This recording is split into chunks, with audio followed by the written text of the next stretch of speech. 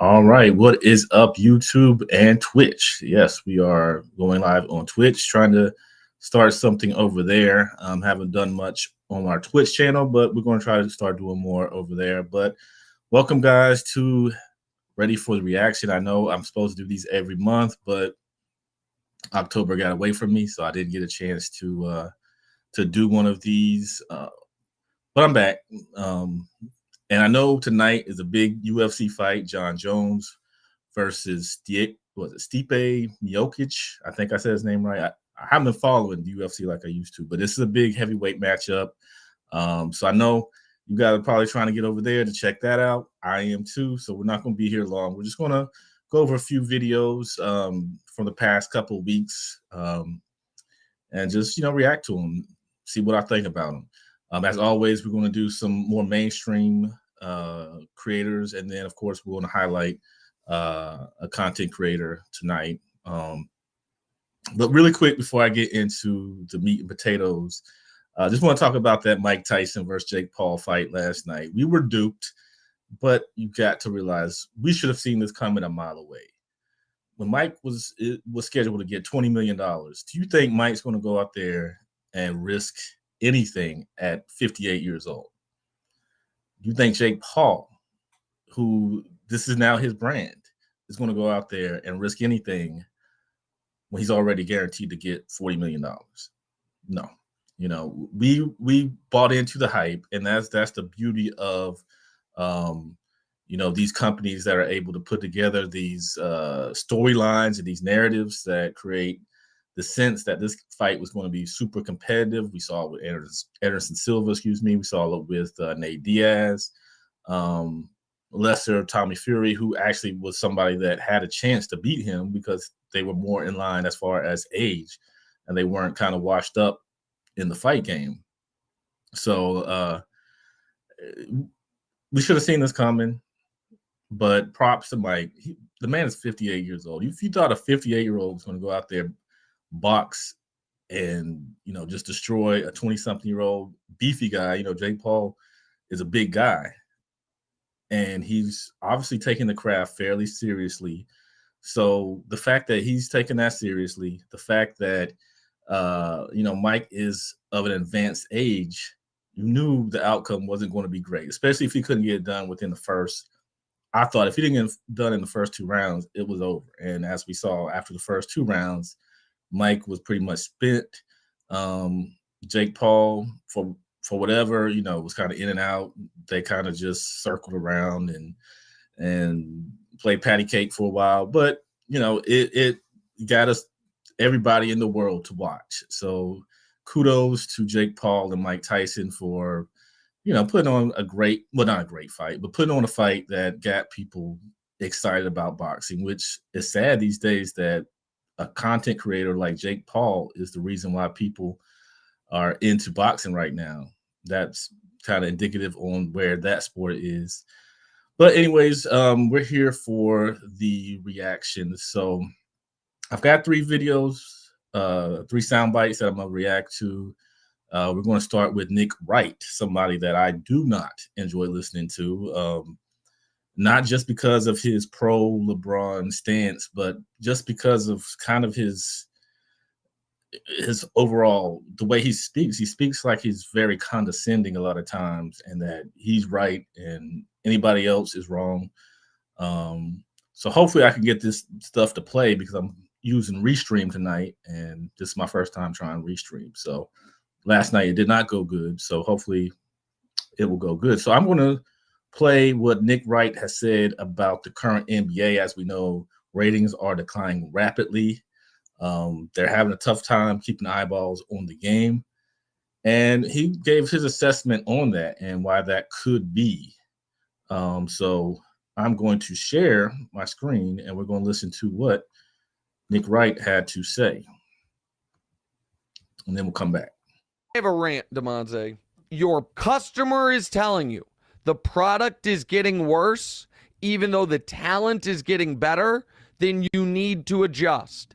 And the NBA, in my opinion, has two not quite existential crises going on, but they could become that. The first one is this.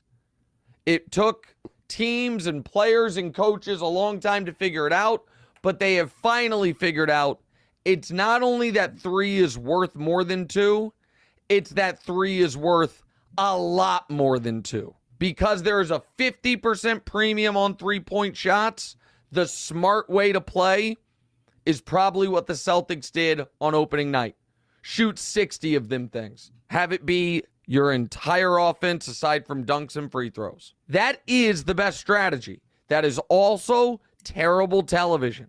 The other thing the league or teams have decided is, the regular season doesn't really matter. All that matters is peak playoff performance, because we're judged on championships, but you know who it does matter to? Your customer. And telling your customer going into day 1 of the season, Zion's not ready, Embiid's not ready, who knows when Kawhi's going to be ready, Embiid coming out and saying we're not playing back-to-backs, you're alienating your customers. Okay, let's stop right there. So, you heard Nick Wright and his thoughts on the current NBA and why it's not as appealing to a lot of people. We'll get to the 3-point shooting stuff because I have another video that kind of talks about that. So we're going to wait to talk about that when we play that one. But as far as him talking about players not being there, load management, things of that nature, I don't have a study pulled up in front of me, but I know someone did a study in saying that load management does not exactly work. And I think we can kind of see that. I think a lot of teams are looking at what happened with Kawhi Leonard, where in 2019, the Toronto Raptors did a lot of things to, I won't say coddle, but to give, Kawhi the time he needed to be off the court. And when they needed him the most, which was the playoffs, he showed improved. But that's not the norm. That was, and I hate to say it because that Toronto team was a great team, but you got to look at how the path played out. That was a lucky run for that Toronto Raptors team. As great as Kawhi was, he was Michael Jordan-esque in those playoffs. He was Michael Jordan-esque when he was on the court for the Toronto Raptors, but a lot of things lined up for them to get that championship. And, you hate to say stuff like that, but any championship, I think, and this is just my opinion, any championship a team wins has some part of luck into it. So, whether it be the Chicago Bulls, the Golden State Warriors, whoever, those Celtics of the past, those Lakers of the past, there was a slight bit of luck that went into those championship teams. So any championship run has some luck in it. So I'm not going to say the Toronto Raptors were lucky, but that played a part in it. But you just look at all the load management. If you play fantasy league basketball in the NBA, for the NBA, right now there are players that are in and out, and you really can't, you can't even prepare for the week because you never know when a guy's going to be sitting out. And you know how frustrating that has to be to fans that are going to those games, not knowing beforehand that a player that you're coming to see, or you want to see the entire Boston Celtics, you want to see all the Denver Nuggets, you want to see all the San Antonio Spurs, the Lakers, whoever, and you don't get that because it's penciled in that, no, we can't play LeBron tonight. We can't play AD tonight. Wemby, who's not playing tonight, no, he can't play back-to-backs. You had a tough NBA Cup game. I'm going to talk about that at some point later. But you got to sit out tonight. This is what can kill a sport. You don't see that in the NFL. You don't play one of those NFL, the football teams don't play one game and be like, nah, Dak, you got to sit out this game. You played a tough game against whoever, we're going to sit you out because we can probably get this win, or this win doesn't really matter. We already got the win we wanted, so you can sit out. Now, they do that towards the end of the season because strategically you want them healthy when it comes to playoff time. But the NBA is 82 games. Why are you being strategic when you haven't even had 10 games? and we're going to get, like I said, we're going to get on the 3-point shooting stuff, which is problematic, but I have my own take on that. But I feel Nick Wright, he did throw a little dig in there about, media emphasizing championships nowadays. So I know he's got to do that for his boy LeBron, because we often get on LeBron because he doesn't have as many championships as Michael Jordan or Kareem Abdul-Jabbar or some of these other players. He's Kobe Bryant. So, he's got to throw he always has to throw something in there to help his boy LeBron, his Clutch Sports boss. But either way, I do agree with him that that's one of the biggest issues with the NBA, and it being able to garner the eyeballs it needs is that players have to be available. The best ability, we say, is availability. And if these players don't play, I looked at the New Orleans Pelicans team. Zion was out. CJ McCollum. So many players are out. And it's like, we're not even 10 games deep just about, and you guys are already out for numerous weeks. You got to think, what is this current NBA that these guys can't even make it 10 games into the season? You don't have the physicality of the 80s and 90s. You don't have the slow kind of plodding play of the 2000s. So, the fact that the game is faster, is more spread out. Why are these guys getting so hurt so often? Is it diet? Is it lingering things and some of these guys are coming into the season hurt, and they barely even played in the preseason. So they got hurt in training camp. They got hurt before training camp. Something was nagging back then. You look at Ja Morant. I was hoping this would be his season to reemerge, and now he's already out. He's going to miss multiple weeks. No matter that it's early, he's still going to be out.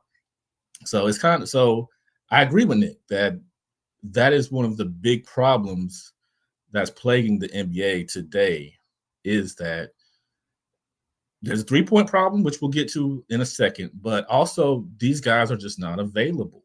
And we've talked about it many times on the GoatCast podcast channel, how should these players play no matter what? And should there even be a minimum amount of games that a player has to play? That should never have to come into a professional sport, that you have to make these guys play a certain amount of games to be considered for awards.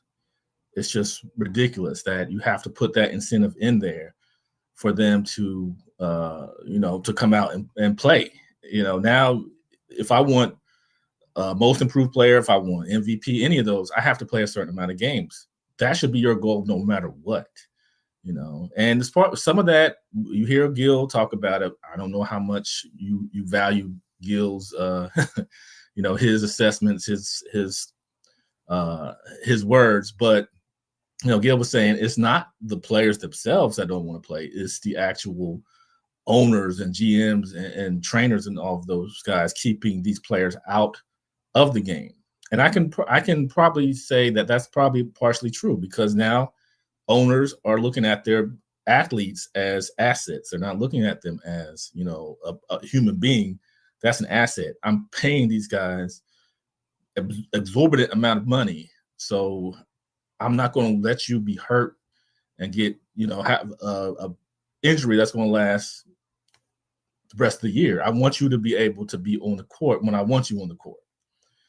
So I'm going to keep you out. So if we're playing Toronto tonight and you got the Knicks tomorrow, I may play you against Toronto, which isn't televised, but I might sit you against the Knicks because, we can tough that win out, but I don't want you to get hurt, or vice versa. So I have to agree with Nick Wright for a change and believe that, those two things are big, big parts of why the current NBA is hard for people to sit through.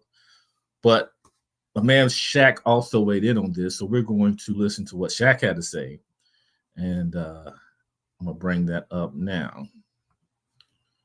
So let's see. Let me pull that up. Okay.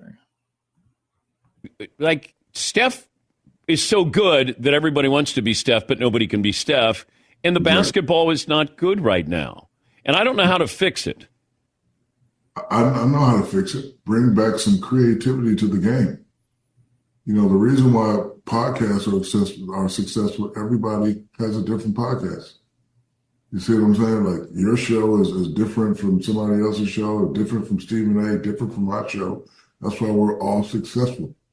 If you look at the NBA, every team is running the same play. Every team switches 1 through 5. Every team is running the dribble handoff. Back in our day, you had plays. You had the so I don't understand why coaches don't look at their strengths and say, okay, this is the type of offense we're going to run. It's a copycat league, but you have to have the personnel to be able to shoot 50 threes. I saw it the other day. I actually got it saved in my phone. Portland went 4 for 42 from the three. If I was a fan, I would not want to watch that. So my point is, if you're going to shoot 9% or whatever it is, why the hell would you even shoot threes? Like, you're definitely not going to win. And like, as an owner, I'm trying to win. I don't want to pay guys $30, $40 million and we don't have a chance to win. So until they bring some creativity back in the game, this thing we know as NBA, the viewership is going to continue to decline.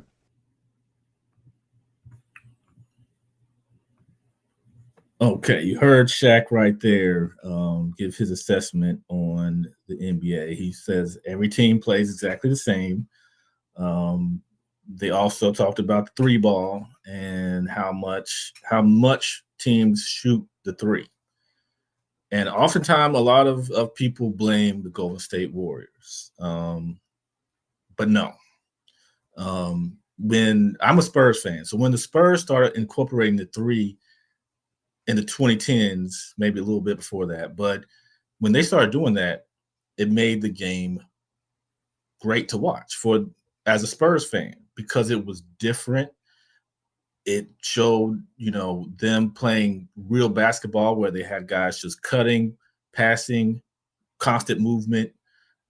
That's what basketball is about. So when those guys got to shoot those threes, they were in a position where they were in motion, where they were going to get the ball while they were ready to be in a shooting motion. So that's what made those shots fall. I think in 2014, when they won that championship, they had the best three-point percentage of the league and shot a lot of them, which the Spurs weren't known for that. They were more known for their inside game. And the fact that they were able to implement that, but by implementing that, they did it through playing great basketball and studying what would work to benefit them from that three-point stance. They did it well. And people who think that the Golden State Warriors are just a three-point shooting team do not watch the game, because Steph is different. Steph is 1-1. He's one of those few guys that can just step into a three and make it. Or you can just get it to him on the outside. He can do a little dribble and then he can shoot it up and make it. He just has those kind of mechanics. But if you watch the Golden State Warriors doing their dynasty run, a lot of the times it was not them just taking threes. It was them, much like the Spurs, passing, cutting. Steph was always in motion. Clay was moving. He wasn't just standing at the corner three waiting for somebody to possibly pass him the ball. He was moving. They were screening for people. They were getting guys spread out, but they were, as I said, they were getting screens to get guys to their preferred area. It was just a constant motion, and that's great basketball. That's great offense. When guys are constantly moving, your defense has to constantly move. So it throws you're basically unguardable when your defense has to constantly move around, because you have to pick your poison in those situations, especially when you're getting screened. Do I switch to this guy, or do I try to stay and run after Steph?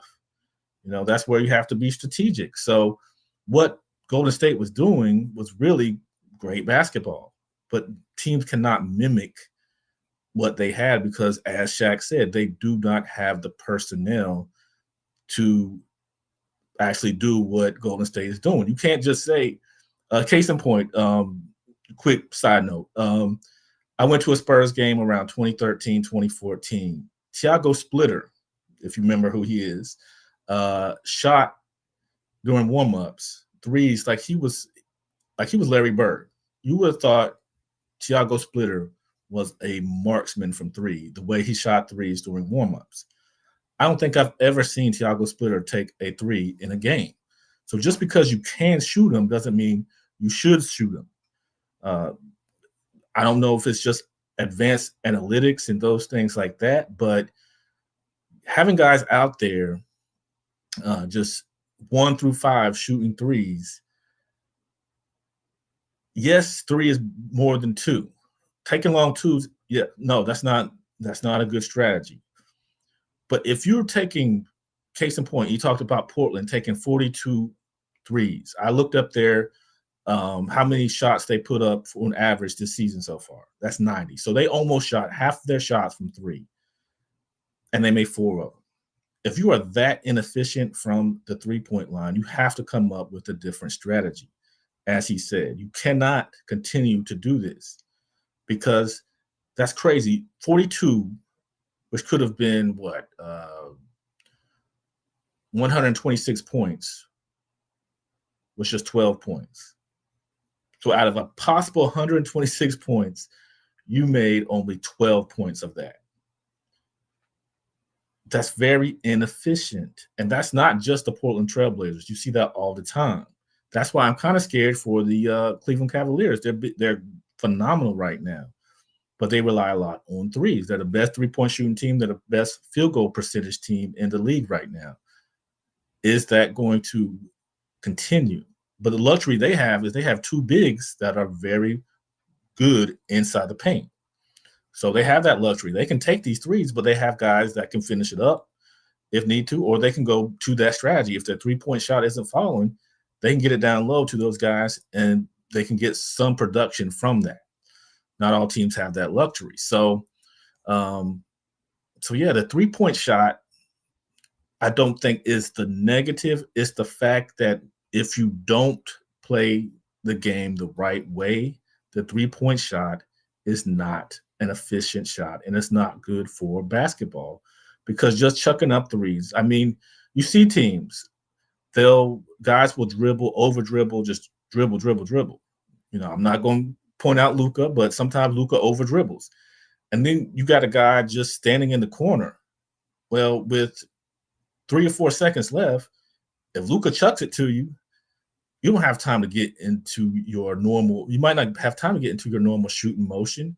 You got to get it up, or you have to think quickly on the spot. You know, am I going to put up this 3, or am I going to try to drive to the basket? I'm going to try to beat my defender, whoever's closing out on me. You know, you only have a split second. So if you only have 3-4 seconds, most times because of the analytics, whatever, you're going to take a bad 3, and that's just not a good recipe for good basketball. I know I'm kind of breezing through this, but got this John Jones fight to watch. But we're going to go to our last video, and this is from GOAT James Kingdom. If y'all haven't checked out GOAT James Kingdom, check them out. I have the link in the description. As you could tell, they are huge LeBron James fans. So, if you're a LeBron James fan, go check them out. If not, even if you're not, they have some very great knowledge and some great substance over there. So I'm going to share that video, and this is kind of combating what Shaq had to say about going back to the 90s style of play, which he feels like is better and more enjoyable to watch. So we'll hear what they have to say. It's just a quick clip. So, all right. All right. So I guess what you guys just failed to realize, and I guess you just don't understand with the nostalgia of the 1900s, is that basketball is changing. For you to get the most high efficient shot, which is at the rim, which in today's NBA, they shoot about 64% at the rim. For you to get that shot, you must be able to shoot the 3-point. If you cannot shoot the 3-pointer, you'll never get the most high efficient shot in basketball, which is at the rim.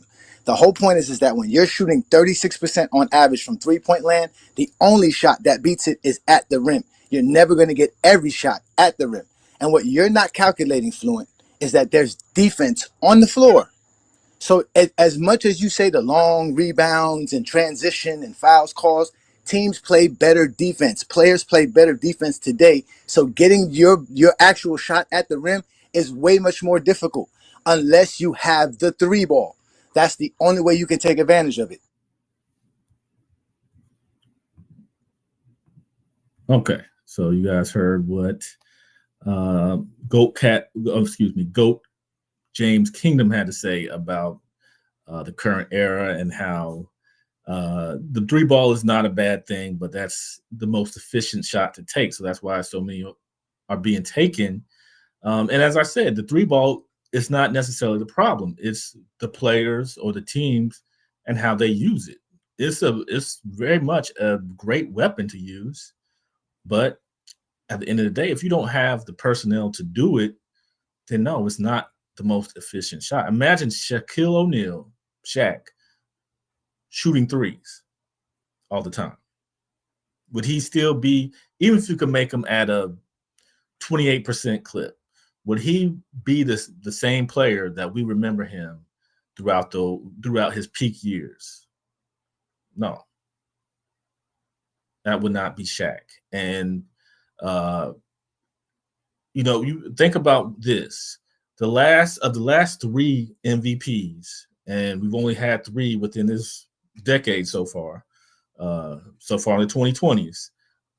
Only one player offensive game is predicated a lot on three-point shooting, and that was Joel Embiid, who, people can say what they want about that 2023 MVP win, but he won it, and he was very great in his role with the Sixers, but he's the only one that is kind of his bread and butter, is the three ball. Nikola Jokic is a solid three-point shooter, but Nikola Jokic is not. That's not his bread and butter. That's not what he's going to do most games. He's going to take a few, but he's going to get inside and use his size to get to the basket and use his very high basketball IQ to get to his angles so that he can make a much easier shot than trying to shoot a three. Unless he's wide open, he's not going to shoot threes. And that's kind of what killed them in that Game 7 against the Minnesota Timberwolves this past playoffs. And once again in the Game 7, because he shot a lot of threes, and that's not his thing. That's not what he's doing. But he got tired, so he had to shoot threes. And of course, Giannis Antetokounmpo, the three ball, he's been trying to incorporate that into his game for many, many of these last couple of years, but it's just not something he does well. So he was still able to be MVP twice, back-to-back MVPs, and he didn't have to rely on the three ball. You look at two of the last champions, the 2023 Denver Nuggets, the 2021 Milwaukee Bucks. The 2023 Nuggets were 12th in three-point shots. That they averaged for their season 12th in the league. They weren't a huge, big-time three-point shooting team. You look at Milwaukee, 17th in three-point shots. Didn't have to take a lot of threes, but had a game that translated into winning basketball. They shot the three, but that was not their bread and butter like so many teams now. And then you can go back to even 2019 with the Toronto Raptors. I couldn't even see where they were. The stat muse only showed teams from 1 to 25 and how many in the top three-point shooting teams, or the teams that took the most three-pointers, that they weren't even on it. So they were either 26 through 30. So they didn't rely on three ball at all, just about, but were able to still secure a championship. I said, the caveat being there was some luck in there, but you look back at these last few years, and the only team that really relied a lot on the three ball was the Golden State Warriors. And even they, and like I said, they shoot the three ball well because of how they orchestrate their offense and the players they have shooting them.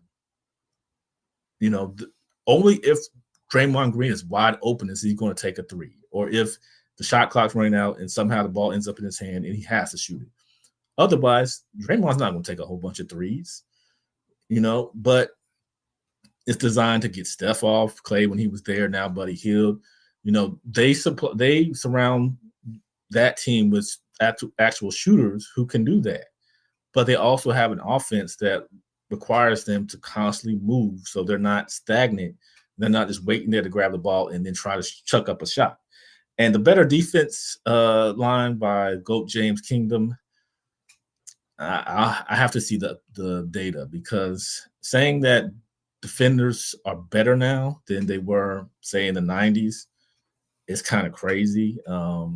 Yes, the floor is spread a lot, so guys have to cover more ground. So they do an okay job of that. So they have to stay in constant movement. But when you switch everything, that's not good basketball. That's not good defense at all.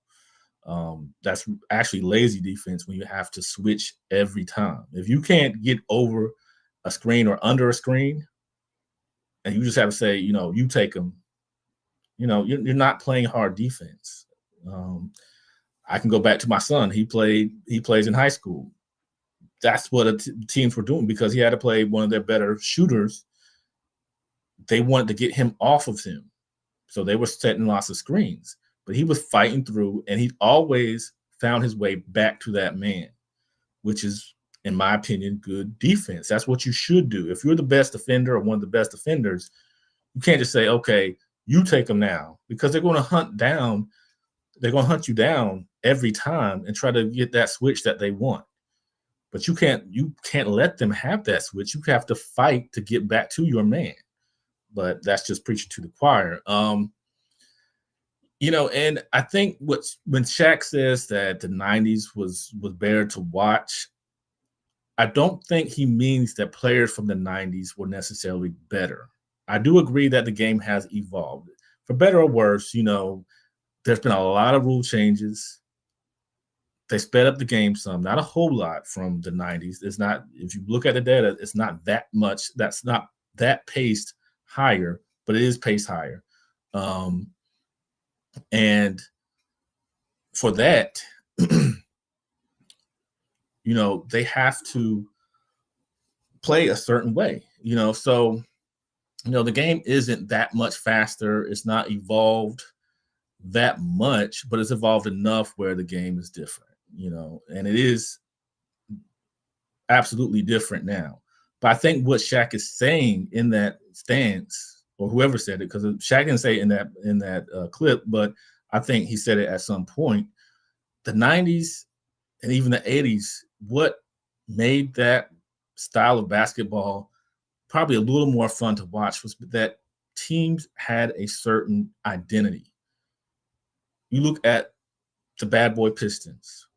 They were different than the Lakers, very different. They didn't play the same style. Of course, they have elements of the same thing. They're doing the same thing. Basketball isn't that intricate that they weren't trying to do certain things, but their whole style, their aura, everything was different. The Chicago Bulls was different than, say, the Charlotte Hornets of that time. You had Alonzo, Larry Johnson, of course, you had Mike.